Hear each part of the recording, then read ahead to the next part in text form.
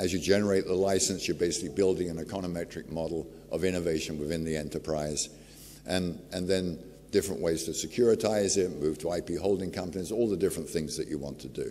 We basically spent years talking to the entire industry, trying to find out what the problems were, and then systematically address them, then roll it out as an ERP.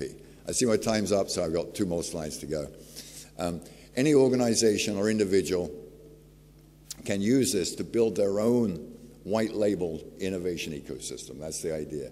You build your own ecosystems, but then having enabled you and your clients to build your own secure repositories of IP, you can actually link them together in a safe and secure way so you don't have to compromise your confidentiality or even your anonymity, if that's a concern.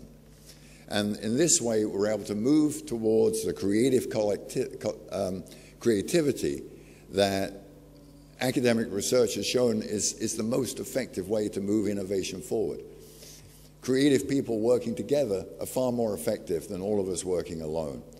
So this is what we're trying to do, find a way to get everyone working together, but still protecting and respecting the individual confidentiality and IP rights.